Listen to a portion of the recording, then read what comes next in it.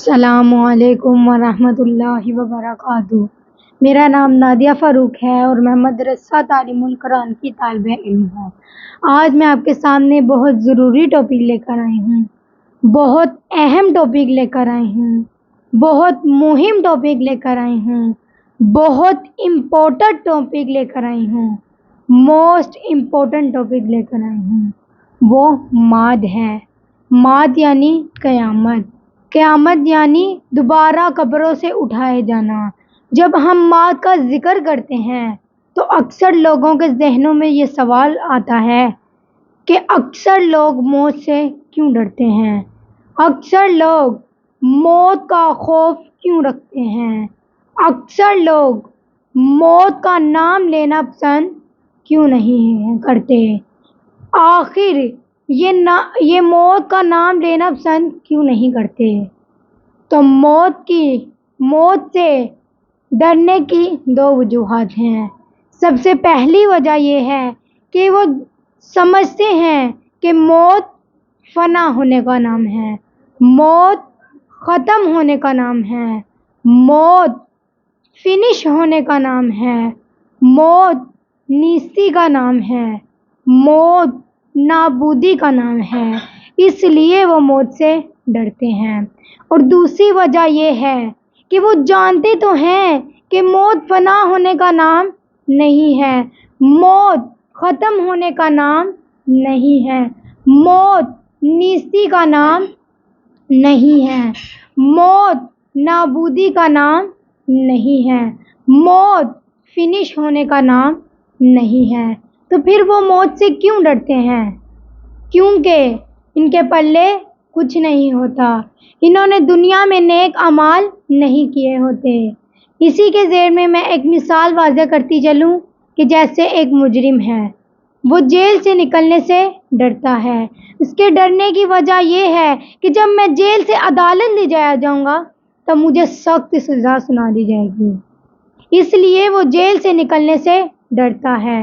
اسی طرح کچھ لوگ موت سے اس لیے ڈرتے ہیں کیونکہ ان کے پلے کچھ نہیں ہوتا، انہوں نے دنیا میں نیک اعمال نہیں کیے ہوتے، ان کے نامہ اعمال سیاہ ہوتے ہیں۔ جی بہت ضروری سوال کہ جو اکثریت تو موت سے ڈرتی ہے، اکثریت قبرستانوں میں جانے سے ڈرتی ہے، اکثریت مردوں کے پاس جانے سے ڈرتی ہے، لیکن ہم نے دیکھا ہے کچھ لوگ ایسے بھی ہوتے ہیں کہ جو موت سے نہیں ڈرتے، جو موت کا خوشی سے استقبال کرتے ہیں۔ آخر ان کی موت سے نہ ڈرنے کی کیا وجہ ہے؟ آخر یہ موت سے کیوں نہیں ڈرتے؟ تو اس کی بھی دو وجوہات ہیں۔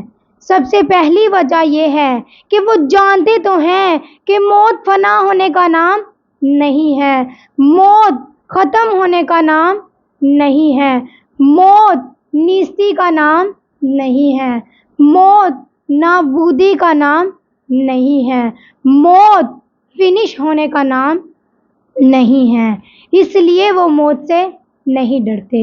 اور دوسری وجہ یہ ہے کہ ان کے نامہ اعمال سیاہ نہیں ہوتے، انہوں نے دنیا میں نیک اعمال کیے ہوتے ہیں۔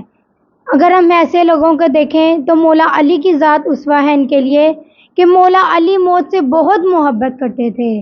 تاریخ کہتی ہے لا ابن ابی طالب اناسب الموت من الطفل بصدیج امی، کہ مولا علی موت سے اس قدر محبت کرتے تھے، اس قدر عشق کرتے تھے کہ جیسے بچہ اپنی ماں کی گود سے عشق کرتا ہے، جیسے ایک بچہ اپنی ماں کی گود سے محبت کرتا ہے۔ اس بات کو فارسی شاعر نے بھی کیا خوب بیان کیا کہ مر گر مرد از گو نزد من آئی، مر گر مرد از گو نزد من آئی، تا در آگوشش بگیرم تنگ تنگ، من از او جانستانم جاویداں، او از من دل کی استاند رنگ رنگ۔ مر گر مرد از گو نزد من آئی، کہ موت سے کہہ دو اگر تم دلیر ہو، اگر تم مرد ہو تو آ کے میرے سے مقابلہ کرو، تا در آگوشش بگیرم تنگ تنگ، تاکہ میں اس سے جنگ کروں، تاکہ میں اس سے لڑائی لڑوں۔ من از او جانستانم جاویداں، تاکہ میں اسے ہمیشہ کی زندگی لے لوں، او از من دل کی استاند رنگ رنگ، تو میں اسے چند دن کی رنگینیاں دے دوں گا۔ اس شعر میں شاعر کیا کہنا چاہتا ہے، میں آپ کو ایک مثال سے واضح کرتی چلوں کہ جیسے ایک بچہ ہے، اس کے پاس 10,000 کا جعلی نوٹ ہوتا ہے، تو ایک شخص کے پاس جاتا ہے، اس سے آم کی پیٹی لیتا ہے، تو وہ شخص سمجھتا ہے کہ میں نے بچے کو بے وقوف بنایا، لیکن اس کو یہ نہیں پتا کہ اس بچے نے مجھے بے وقوف بنایا ہے۔ اسی طرح ہم موت کو بے وقوف بنا کر ہمیشہ کی زندگی لے لیتے ہیں، تو ہم چند دن کی رنگینیاں دے دیتے ہیں۔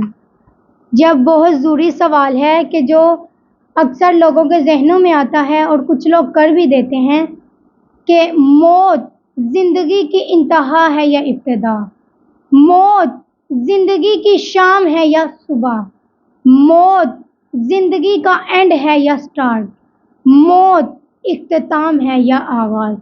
اس کا جواب میں دینے کے لیے قرآن مجید کی سورہ جمعہ آیت نمبر 8 کی تلاوت کروں گی۔ بسم اللہ الرحمن الرحیم۔ قل ان الموت الذی تفرون منہ فانہ ملاقیکم ثم تردون الی عالم الغیب والشہادۃ فینبئکم بما کنتم تعملون۔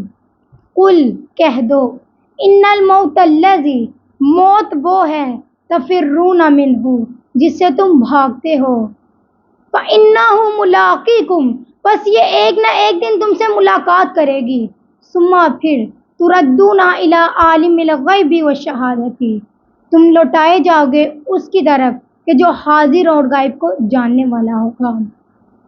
فَيُنَبِّئُكُم بِمَا كُنتُمْ تَعْمَلُونَ، پھر وہ خبر دے گا اس کی جو تم اعمال انجام دیتے رہے ہو۔ اس آیت سے ہمیں جو پیغام ملتا ہے وہ یہ ہے کہ موت سے ہماری زندگی ختم نہیں ہو رہی، بلکہ اس کے ساتھ ساتھ نئی زندگی کا آغاز بھی ہو رہا ہے، اس کے ساتھ ساتھ نئی زندگی شروع بھی ہو رہی ہے، اس کے ساتھ ساتھ نئی زندگی سٹارٹ بھی ہو رہی ہے۔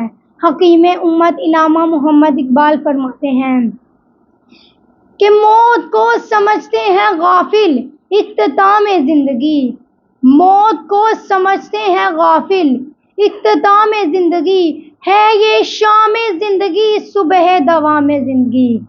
موت کو سمجھتے ہیں غافل اختتام زندگی، کہ جو غافل لوگ ہیں، جو ان پڑھ لوگ ہیں، جو بے خبر لوگ ہیں، جو بے عقل لوگ ہیں، وہ سمجھتے ہیں کہ موت سے ہماری زندگی ختم ہو رہی ہے، لیکن ہے یہ شام زندگی صبح دوام زندگی، کہ بات تو ان کی سچ ہے کہ ایک زندگی کی شام تو ہو رہی ہے، لیکن اس کے ساتھ ساتھ نئی زندگی کا آغاز بھی ہو رہا ہے، ایک زندگی کا اختتام تو ہو رہا ہے، اس کے ساتھ ساتھ نئی زندگی کا آغاز بھی ہو رہا ہے۔